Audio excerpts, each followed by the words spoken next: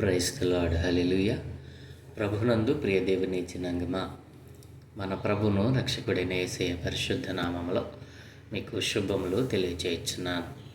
ప్రతి ఉదయం దేవుని తన ఆధ్యాత్మిక కార్యక్రమానికి మిమ్మల్ని ప్రేమతో ఆహ్వానిస్తూ ఉన్నాను. నేటి వాక్య ధ్యానముగా సామెతల గ్రంథం 10వ అధ్యాయము 24వ వచనాన్ని చదువుకుని ధ్యానం చేసుకుందాం.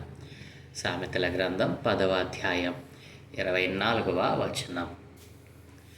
భక్తిహీనుడు దేనికి భయపడునో అదే వాని మీదికి వచ్చును, నీతిమంతులు ఆశించినది వారికి దొరుకును. ఆమేన్. ప్రభునందు ప్రియ దేవుని జనాంగమా, చదవబడిన లేఖనము నిమిత్తమై ప్రార్థన చేద్దాం. పరలోకమందున్న మా ప్రియ తండ్రి, మీ ఘనమైన ఉన్నతమైన మనకి స్తోత్రాలయ. ఏ మంచి లేని మా జీవితములలో మరొక నూతన దినాన్ని దయచేసినందుకే స్తోత్రాలు తండ్రి. ఈరోజు మేము ధ్యానం చేయడం కొరకు చదువుకున్న ఈ లేఖన భాగాన్ని మా కొరకు దీవించండి. ఈ లేఖన భాగంలో నుండి కొన్ని ఆత్మీయ పాఠాలు మీరే మాకు బోధించి నేర్పించమని యేసయ్య పరిశుద్ధ నామమున ప్రార్థించి వేడుకుంటూ ఉన్నాము తండ్రి. Amen, amen. ప్రభునందు ప్రియ దేవుని పిల్లలారా, గతించిన దినం మనము సామెతల గ్రంథం 10వ అధ్యాయం 23వ వచనాన్ని ధ్యానం చేశాం.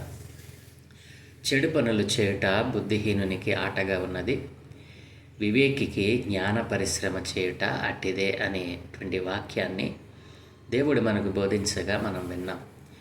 ఈరోజు 24వ వచనాన్ని ధ్యానం చేద్దాం. భక్తిహీనుడు దేనికి భయపడునో అదే వాని మీదికి వచ్చును, నీతిమంతులు ఆశించినది వారికి దొరుకును. ప్రియమైన దేవుని జనాంగమా, భక్తిహీనునికి ఒక నిరీక్షణ ఉండదు.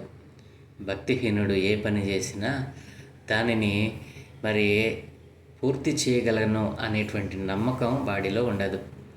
భక్తిహీనుడు ఏదైనా బిజినెస్ ప్రారంభించినప్పుడు దానిలో నేను అభివృద్ధి చెందగలను అనేటువంటి నిశ్చయత వానికి ఉండదు.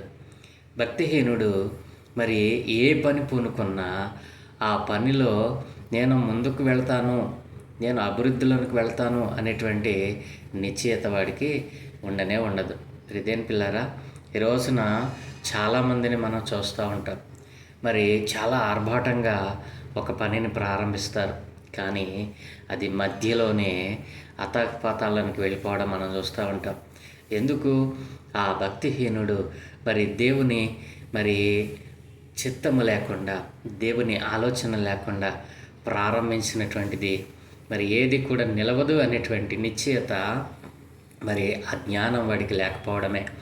దేవుడు కలుగు చేసుకోకపోతే ఈ లోకంలో ఏ క్రియ, ఏ పని కూడా ముందుకు కొనసాగదు అని, దేవుడు కలుగు చేసుకోకపోతే ఏ విషయంలో కూడా మనము వృద్ధిలోనికి వెళ్ళము అని భక్తిహీనుడికి తెలియదు. నా ప్రియదేని పిల్లరా, కాబట్టి భక్తిహీనులైన వారు ఏ పని చేసినా భయపడుతూనే చేస్తారు. ఎందుకని? ఈ పని చేస్తే మంచి జరుగుతుంది, ఈ పని చేస్తే ఈ మార్గంలో వెళితే మనకు నిత్య జీవం దొరుకుతుంది, ఈ మార్గంలో మనం పయనిస్తే మనకి ఏ విధమైన ప్రమాదం ఉండదు అనే వాడికి తెలియదు. ప్రియదేని పిల్ల, అందుకే ఎటు పడితే అటు వెళ్తూ ఉంటాడు, ఏది పడితే అది తింటూ ఉంటాడు, ఏది పడితే అది వాగుతూ ఉంటాడు.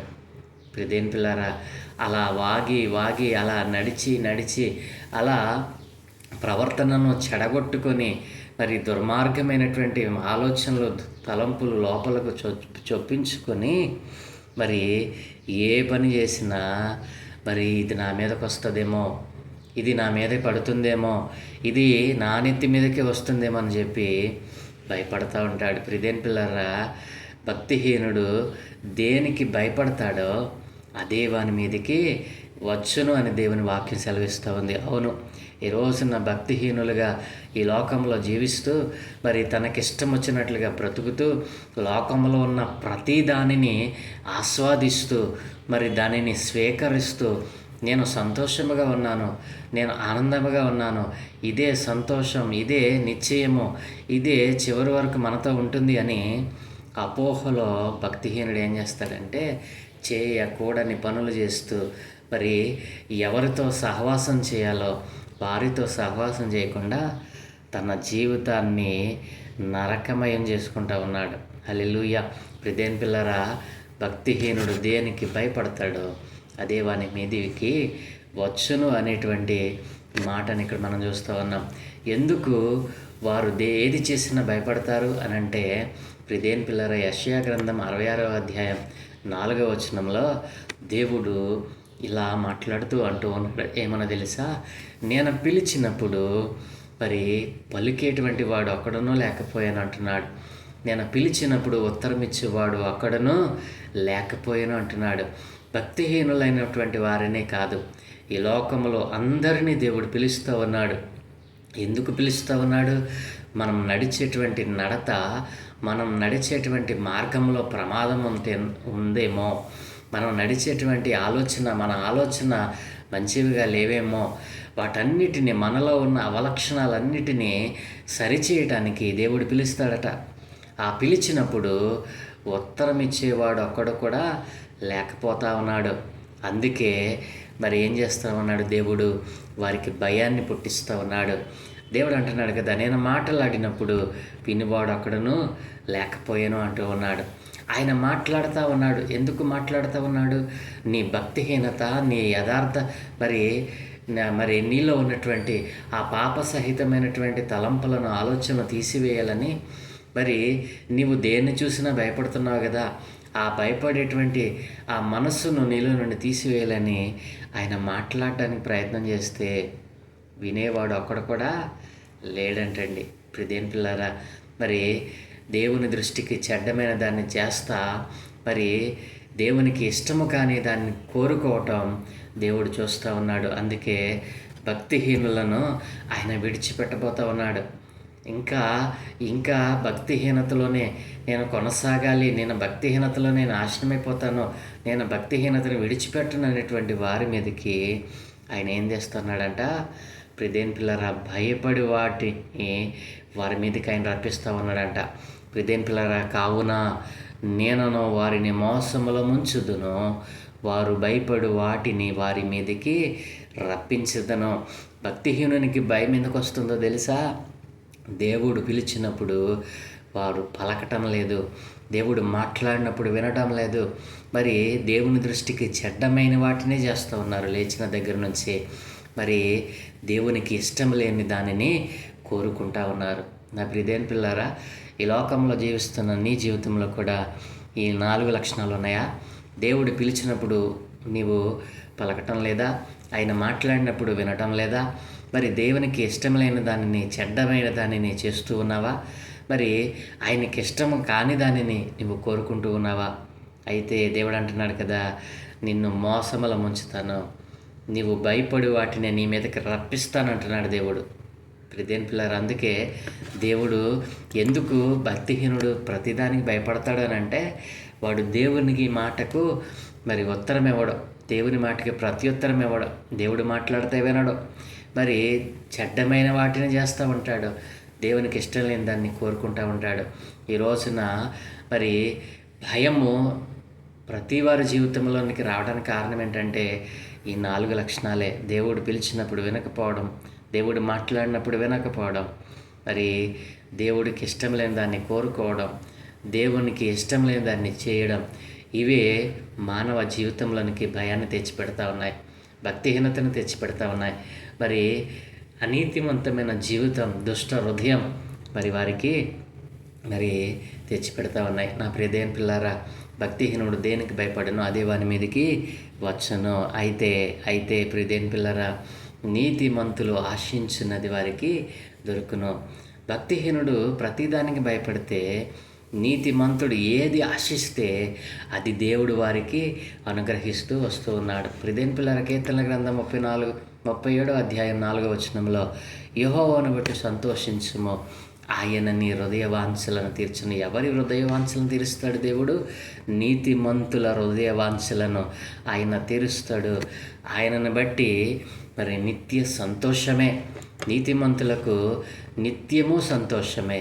వారు ఆశించినది వారికి దొరకకుండా ఆయన ఎన్నడూ చేయడు.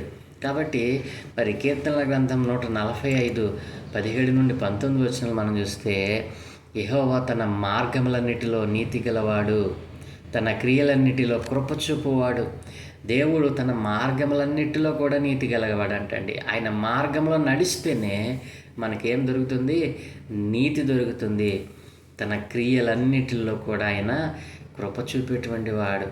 దేని పిల్ల తనకు మొరపెట్టు వారికి అందరికీ, తనకు నిజముగా మొరపెట్టు వారికి అందరికీ ఆయన సమీపముగా ఉన్నాడు. నీతిమంతునికి దేవుడు అతి సమీపముగా వస్తాడండి. హల్లెలూయా! ఎంత గొప్ప మరి ధన్యత! ఈ రోజున తన యందు భయభక్తులు గల వారి కోరిక ఆయన నెరవేరుస్తాడు. వారి మొర ఆలకించి వారిని రక్షిస్తాడు అని మరి కీర్తన గ్రంథకారుడు మాట్లాడుతూ అంటూ ఉన్నాడు. అవును, నీతిమంతుడు నిత్యము దేవుని యందు భయభక్తులు కలిగి ఉంటాడు కదా. దేవుడు ఏం చేస్తాడంటే వారి కోరికను మరి నెరవేరుస్తాడు, వారి మొరను దేవుడు ఆలకిస్తాడంటండి. ప్రియదేని పిల్లరావును, మరి నీతిమంతుడు ఆశించినది వారికి దొరుకుతుంది అనేటువంటి మాటలో ఎంత మరి ఆశీర్వాదం దాగి ఉందో. ప్రియదేని పిల్లల యోహాను సువార్త 15:7 కూడా దేవుడు అంటాడు కదా, నా యందు మీరును మీ యందు నా మాటలు నిలిచి ఉండిన యెడల మీకేది ఇష్టమో అడుగుడి, అది మీకు అనుగ్రహించబడును అని దేవుడు మరి చక్కటి మరి దేవుని యొక్క వాగ్దానం మనకు దేవుడు దయచేస్తూ ఉన్నాడు. అవును, నీతిమంతులు దేవునితో అంటుకట్టబడతారు. నీతిమంతులు మరి ప్రతినిత్యము దేవుని సన్నిధిని అనుభవిస్తారు, దేవునితో సహవాసం చేస్తారు. అయితే భక్తిహీనుడు వీటిలో ఏటిలో కూడా పాల్గొనడండి. అందుకే వాడు ఏది వస్తుందని భయపడతాడో అదే వాని మీదకి వస్తుంది. భక్తిహీనుడు నిశ్చయముగా నాశనమైపోతాడు. భక్తిహీనుడు నిశ్చయముగా నరకంలోనికి నెట్టబడతాడు. భక్తిహీనుడు దేనికి భయపడతాడో అదే వాని మీదకి దేవుడే రప్పిస్తూ ఉన్నాడు. ఎందుకు? దేవుడు పిలిచినప్పుడు ఉత్తరమైపోవడం, దేవుడు మాట్లాడినప్పుడు వినకపోవడం, దేవుడు మరి ఏది చేయొద్దు అంటే దానినే చెడ్డవైన వాటిని చేయడం, మరి దేవునికి ఇష్టం లేని దానిని కోరుకోవడం, ఇదే భక్తిహీనుల్లో మరి భయాన్ని పుట్టిస్తూ ఉంది. ఈ రోజున ఇటు లక్షణాలు నీలో ఉన్నాయా? మరి నీవు ప్రతిదానికి భయపడతా ఉన్నావా? నా ప్రియ సహోదరి సహోదరుడా, ప్రతి చిన్నదానికి భయపడుతూ ఉంటే ఈ రోజున రక్షణ పొందుకున్న నీ జీవితంలో కూడా భయం వెంటాడుతూ ఉంటే ఈ లక్షణాలు నీలో ఉన్నాయేమో. ఏ లక్షణాలు అవి? దేవుడు పిలిచినప్పుడు ఉత్తరమైపోవడం, దేవుడు మాట్లాడినప్పుడు వినకపోవడం, దేవుడు ఏది చేయొద్దంటే అది నువ్వు చేస్తూ ఉన్నావేమో. మరి దేవుడు చేయొద్దన్న దాన్ని చేయడం, మరి దేవునికి ఇష్టం లేని దానిని కోరుకోవడం, ఈ లక్షణాలే నీలో భయాన్ని పుట్టిస్తూ ఉన్నాయేమో. నీ బ్రతుకు ఎలా ఉంది? నీ ఆత్మీయ జీవితం ఎలా ఉంది? నీతిమంతుడు ఏది కోరుకుంటే అది వారికి దొరుకుతుందే. దేవుడు నీకు మరి అది అనుగ్రహించాలని ఆశపడతా ఉంటే, నీతి నిన్ను మరి నిత్యరాజ్యం చేస్తుందని దేవుని మాటలు చెప్తూ ఉంటే, అట్టి మాటలు పెడచేయబట్టి భక్తిహీనతతో ఎంతకాలమో నీ జీవితాన్ని వ్యర్థం చేసుకుంటావు. ఇప్పుడే ఆ భక్తిహీనతను విడిచిపెట్టు. నీతిమంతుడు ఏది అడిగితే అది వానికి దొరుకుతుంది కాబట్టి ఈ దొరికే కాలంలోనే దాన్ని సంపాదించుకో. దేవుడు నిత్య రాజ్యానికి నిన్ను కూడా వారసురాలిగా చేస్తాడు. ఈరోజు నేను భక్తిహీనతను విడిచిపెడతావా? నాతో కలిసి చిన్న ప్రార్థన చేయి. దయగలిగిన మా తండ్రి, మీకు వందనాలయ్యా. ఏ మంచి లేని మా బ్రతుకులలో మరొక నూతన దినాన్ని దయచేశారు. అవును తండ్రి, ఈ రోజున భక్తిహీనుడు ఏది చేసినా భయపడుతూనే ఉన్నాడు. ఈ రోజున రక్షింపబడిన వారు సహితమనైనా ఇట్లాంటి భక్తిహీనతలోనికి నెట్టబడి, అయ్యా ఇదిగో తండ్రి, నీతిమంతుడైన నీ మార్గముల నుండి తొలగిపోయి ఎందరైతే నాయన భక్తిహీనతలో కొనసాగుతూ ఉన్నారు, అయ్యా ఇదిగో తండ్రి, ఎందరైతే నాయన ఈ భక్తిహీనత వలన వచ్చే భయముతో నైనా ఇదిగో తండ్రి నైనా భయపడుతూ ఉన్నారో అట్టి వారిని మీ పాదాల చెంత దేవా, నీ మాటలు వింటూ అయ్యా నీవు పిలిచినప్పుడు పలికేటువంటి వారిగా, నీవు మాట్లాడినప్పుడు వినేవారిగా, అయ్యా నీకు ఇష్టం లేని దాన్ని చేయని వారిగా, నీవు నైనా నీకు ఇష్టం లేని దాన్ని కోరుకొనని వారిగా వారిని మార్చమని, ఎందరైతే నైనా ఇటు క్రియలు విడిచిపెట్టి ఈరోజున నీతిమంతమైన మార్గంలోనికి వచ్చినట్లుగా నైనా ఆలోచన కలిగి ఉన్నారు, ఎవరైతే తీర్మానం చేస్తూ ఉన్నారో అట్టి తీర్మానమును మీరు ఆమోదించండి. ఈరోజుని వారి భక్తిహీనతను విడిచిపెట్టి నీతిమంతులుగా నీతి మార్గంలోనికి రావడానికి కృప చూపమని ఈ దినమే చేయబలనట్టుంది మీకు దృష్టి ఉంచి మీ దూతల కాపుదలను అనుగ్రహించి మీరే మహిం పొందుకోమని యేసయ్య పరిశుద్ధ నామమున ప్రార్థించి వేడుకుంటూ ఉన్నాము తండ్రి. Amen, amen, amen.